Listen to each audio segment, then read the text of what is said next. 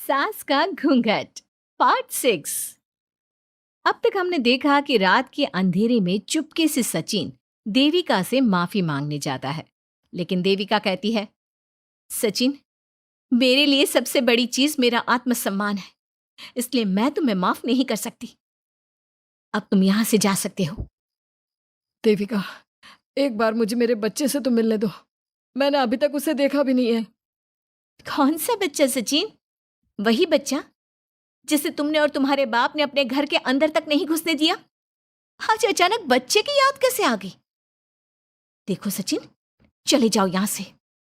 मेरे बच्चे के सामने और मेरे सामने फिर कभी मत आना। सचिन जब घर जाता है तो घर के सभी आदमी उसे डांटने लगते हैं। इतनी रात को कहाँ गया था सचिन? देविका से माफी मांगने। तुझे शर्म नहीं आई अपनी बीवी से माफी मांगते हुए? घर की इज्जत का कुछ ख्याल है कि नहीं? लेकिन चाचा जी, आखिर अपनी ही पत्नी से माफी मांगने में कैसी शर्म? लो जी लो, नवाबजादे पूछ रहे हैं कि कैसी शर्म। अरे मुझे अभी तक यह समझ में नहीं आता कि देविका तेरी पत्नी है या तू देविका की पत्नी है। जीजा जी, पति पत्नी एक समान होते हैं और माफी मांगने से कोई छोटा बड़ा नहीं होता। काश मैंने पहले अपनी पत्नी का साथ दिया होता। आज मैं आखिरी बार आपको समझा रहा हूं कि आप सब भी अपनी पत्नियों से माफी मांग लो। देविका ने तो मुझे माफ नहीं किया, शायद माँ, चाची, भाभी और दीदी ही आप सबको माफ कर दे। सचिन सभी को समझाने की बहुत कोशिश करता है, लेकिन कोई भी उसकी बात नहीं सुनता। वहीं दूसरी ओर सुजाता के हाथ का बना खाना सारे गांव में फेमस हो गया था, तो उसने एक बहुत अच्छा सा होटल खोल दिया। देविका, मैं चाहती हूँ मेरे होटल की सबसे पहली ग्राहक तुम ही हो, क्योंकि तुम्हारी वजह से ही आज मैं अपना खुद का होटल खोल पाई हूँ। क्यों नहीं भाभी? लेकिन भाभी, आपको अब अपने होटल में ना सिर्फ इंडियन खाना बनाना है, बल्कि इटालियन, चाइनीज और फ्रेंच खाना भी बनाना होगा। सुजाता सभी औरतों को अपने होटल का खाना खिलाती है। खाना खाने के बाद कम्मो कहती है, अरे बहू, इतना अच्छा खाना तो मैं भी नहीं बना सकती। तू तो वो हो गई, क्या क्या कहते हैं उसे? मास्टर शेफ चाची जी। हाँ, मास्टर शेफ। बहू, अब तेरा होटल चलेगा नहीं बल्कि दौड़ेगा। हाँ बहू, तूने सच में खाना बहुत स्वादिष्ट बनाया है। अब वीना बेटी, तुझे क्या करना है? अपना बुटीक कब खोलेगी? माँ, कल ही कर देती हूँ। दुकान और सिलाई मशीनों का सारा काम हो गया है और वर्कर भी आ जाएंगे। तो ठीक है, फिर अच्छे काम के लिए देर नहीं करनी चाहिए।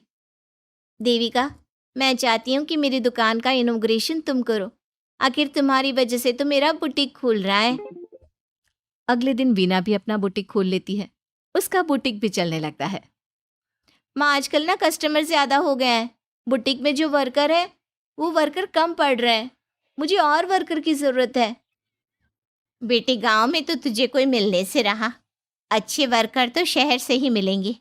हमें भी कुछ लोगों की ज़रूरत है जो हमारे बर्तन शहर ले जाकर बेच सके। देविका बहू, अब तू ही कुछ कर। ठीक है माँ जी, मैं अपने पापा से बात करती हूँ।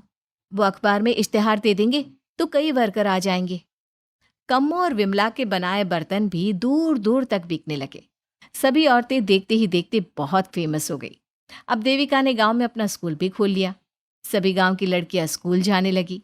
एक दिन देविका ने सभी से कहा, माँ जी, मैंने स्कूल तो खोल लिया है और गांव की लगभग सारी लड़कियां भी आ रही हैं, लेकिन कल से आप सब भी आएंगी, गांव की सभी औरतों के साथ। देविका बहू, कैसी बात कर रही है तू? इस उम्र में हम स्कूल जाते हुए अच्छे लगेंगे क्या?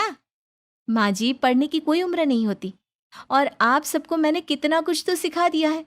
अगर आप सब स्कूल पढ़ने आएंगी तो इससे गांव की सभी औरतों को हिम्मत मिलेगी। लेकिन बहू, अब हमें पढ़ने की क्या जरूरत? अब तो हम बूढ़े हो गए हैं। चाची जी, जरूरत है पढ़ने की, और पढ़ने की कोई उम्र नहीं होती। अब देविका लड़कियों को पढ़ाने के साथ साथ गांव की औरतों की शिक्षा पर भी ध्यान देने लगी। कुछ दिन में घर की सभी औरतों के बारे में राज्य के बड़े बड़े मंत्रियों को पता चला और वो सीधा उनके गांव उनसे मिलने पहुंचे। देविका जी, आपकी वजह से पूरे गांव का नाम रोशन हो गया है। जगह जगह आपके घर की सभी औरतों की तारीफ हो रही है। हाँ देविका जी, आप सभी के बारे में सुनकर हम अपने आप को रोक नहीं पाए और आपसे मिलने आ गए। देविका जी, हम आपको और आपके घर की सभी औरतों को सम्मानित करना चाहते हैं और आपके स्कूल के लिए डोनेशन भी देना चाहते हैं। इस तरह मंत्री और गांव के सभी लोग देविका के साथ साथ उसके घर की सभी औरतों को प्रतीक चिन्ह देकर, फूलों की माला पहनाकर और शॉल देकर सम्मानित करते हैं। इसके अलावा देविका के स्कूल के लिए भी बहुत पैसा देते हैं। जिस पंचायत ने देविका के खिलाफ फैसला सुनाया था, उस पंचायत को अपने फैसले पर आज पछतावा हो रहा था। उधर घर के आदमियों की हालत और भी खराब हो रही है। बापू चाचा जी, अब सचिन ने आपको समझाया था कि सबसे माफी मांग लेते हैं, तब आपने हमारी बात नहीं सुनी। अब देखिए, सभी का राज्य में कितना नाम हो रहा है। खुद मंत्री जी उनको सम्मानित करने आए हैं। बापू, मोहन और सचिन ठीक कह रहे हैं। हमारी हालत तो दिन पे दिन खराब होती जा रही है। ना तो हम घर का कोई काम कर पा रहे हैं और ना ही बाहर का। तुम लोग जरूरी बात सबसे आखिर में बताते हो। ये बात तुम लोग पहले भी तो बता सकते थे। भैया, हमें सबसे माफी मांगनी चाहिए और सबको यहाँ बुलाकर लाना चाहिए। ठीक है, तुम सब यही चाहते हो तो चलो, आज ही घर की सभी औरतों को घर ले आते हैं। घर के सभी आदमी चल देते हैं सभी औरतों से माफी मांगने के लिए। जैसे ही वो औरतों के पास पहुंचते हैं, सभी हैरान हो जाती हैं। कम्मो, ये सब यहाँ क्यों आए हैं? पता नहीं, लगता है आज फिर झगड़ा करने आए हैं हमसे। अगर आज कल्याण ने मुझे कुछ बोला तो इसे छोड़ूंगी नहीं मैं भी नहीं छोड़ूंगी मोहन जी को। ना इनका भरता बनाया तो मेरा नाम भी सुजाता नहीं। शांत रहो आप सब, देखने तो दो क्या कहते हैं। सभी आदमी अपनी अपनी पत्नियों से माफी मांगते हुए कहते हैं, कम्मो मुझे माफ कर दो, मैं तुम्हें घर ले जाने आया हूँ। तुम्हारे बिना घर बहुत सुना लगता है विमला, घर चलो। सुजाता, मैंने जो भी तुम्हारे साथ किया उसके लिए मैं बहुत शर्मिंदा हूँ। मुझे तुम्हारी और तुम्हारे हाथ के बने खाने की बहुत याद आती है। तुम मेरे साथ घर चलोगी ना? वीना, वो घर मेरा नहीं तुम्हारा है और मैं नहीं चाहता कि तुम मेरी वजह से अपना घर छोड़ दो। इसलिए अपने घर चलो और हम सबको माफ कर दो।